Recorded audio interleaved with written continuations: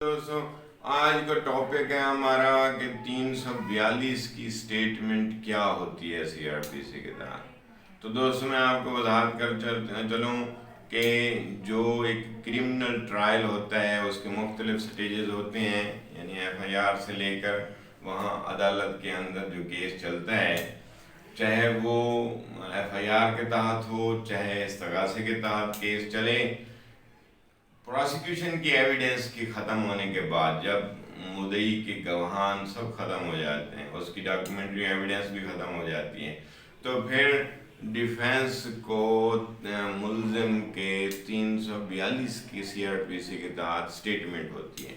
अब 342 क्या है? उसमें ये देखा है कि जो एविडेंस चाहे ओरल आई है या डॉक्यूमेंट्री एविडेंस आई है, सारी एविडेंस उसके सामने पुट की जाती है।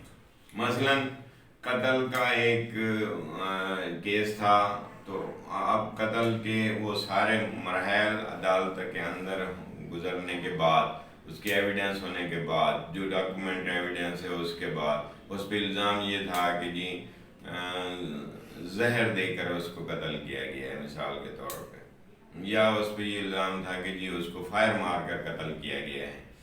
तो अब ये सारे इल्ज़ाम आने के बाद फिर उससे 342 की स्टेटमेंट मुल्ज़िम से ली जाती है।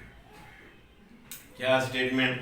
342 में उससे ये पूछा जाएगा, जो जो एविडेंस उसके खिलाफ है उसमें मतलब ये पूछा जाएगा कि भाई आपने उसको कत्ल, आप पे जो इल्ज़ाम है ये क्यों लगाया गया है, आप पे इल्ज़ाम क्यों इल्ज़ाम लगाया गया है। फिर वो उसका जवाब देगा, जो भी जवाब होगा उसका, मतलब मुझे कह सकता है कि जी ये मेरी मुखालफत थी, या फलां चीज़ था, या ज़मीन का झगड़ा था, इस वजह से मुझे गलत फंसाया गया।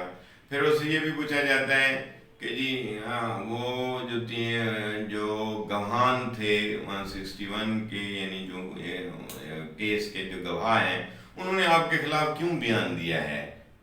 फिर वो बताएगा, जो भी क्लैरिफिकेशन होगी। अब मुख्तलिफ सूरतों में तो मुख्तलिफ हो सकता है, लेकिन मैं तो मिसाल दे रहा हूँ। वो ये कह सकता है कि जी मेरा वो गवाहान जो है वो उसके करीबी रिश्तेदार हैं मुद्दई के, तो उससे ये पूछा जाता है कि ये जो गवाहान हैं ये आपके खिलाफ क्यों डिपोज हुए हैं, क्यों आपके खिलाफ बयान दिए हैं। तो उस वो मुख्तलिफ जवाब दे सकता है कि ये कह सकता है, जो भी है मिसाल के तौर पे ये कह सकता है कि वो जो उसके रिश्तेदार हैं, उसके करीबी अजीज़ हैं इस वजह से, या वो लालच दिया गया है। आगे गवाहान को ये भी कहा जाता है बाज़ औक़ात कि जी पैसे ले लो, ये वो, इस तरह करके वो जो भी स्टेटमेंट होगी वो देगा। तो ये 342 की स्टेटमेंट, इसमें डॉक्यूमेंट्री को एविडेंस है, मतलब उसको जहर दिया गया है तो उससे ये पूछा जा सकता है कि जी ये मेडिकल रिपोर्ट में तो वाकई जहर दिया गया है, फिर आप इस बारे में क्या कहते हैं।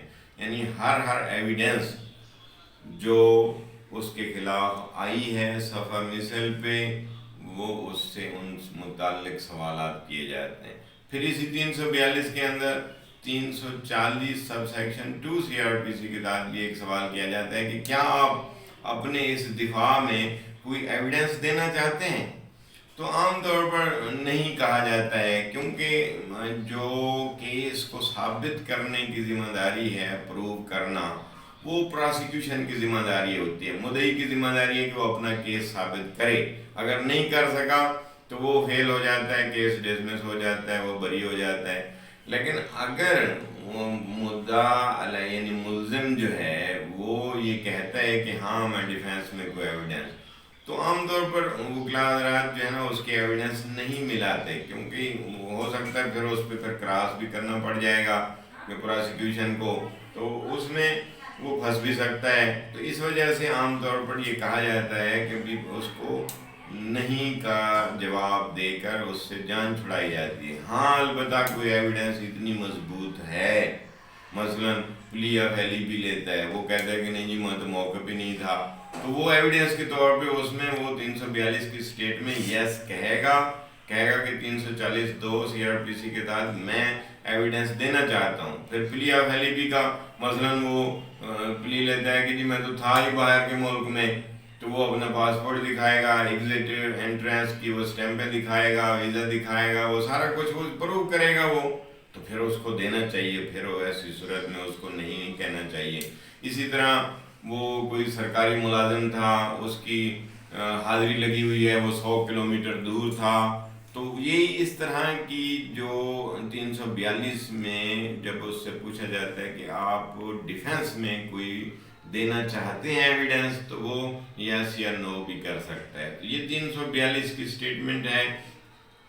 تو 342 کی اسٹیٹمنٹ میں مختلف یہ باتیں بھی آئی ہیں کہ جب اس سے پوچھا جاتا ہے کہ جی آپ کے خلاف یہ کیوں گواہی آئی ہے، تو وہ اگر اس میں کوئی ایسی بات آ جاتی ہے جس سے وہ ملزم ثابت ہو، تو پھر بھی اس کی بنیاد پہ اس کو سزا نہیں دی جا سکتی، کیونکہ سزا دینے کا جو پروسیس ہے وہ یا تو ایویڈنس اس کے خلاف آئے پروسیکیوشن کی، یا یہ ہے کہ بھی وہ کنفیشنل اسٹیٹمنٹ کر لیں۔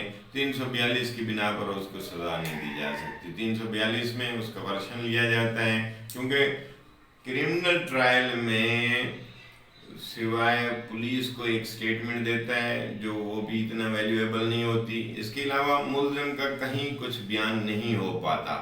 تو کرمنل ٹرائل میں پورے ٹرائل کے اندر صرف 342 میں ہی ایکیوز کا ورشن آتا ہے، وہ بتاتا ہے کہ کیا جو ہے نا میرے ساتھ یہ کیوں جو ہے یہ الزام آیا ہے، گواہان کیوں میرے خلاف آئے ہیں، اور فلاں فلاں ڈاکومنٹری ایویڈنس ہے تو وہ کیوں آئی ہے۔ تو یہ 342 کی اسٹیٹمنٹ ہوتی ہے۔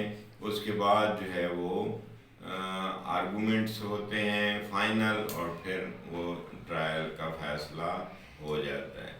آئی ہوپ 342 کے بارے میں آج آپ کو پتہ چل گیا ہوگا۔ تھینک یو، اللہ حافظ۔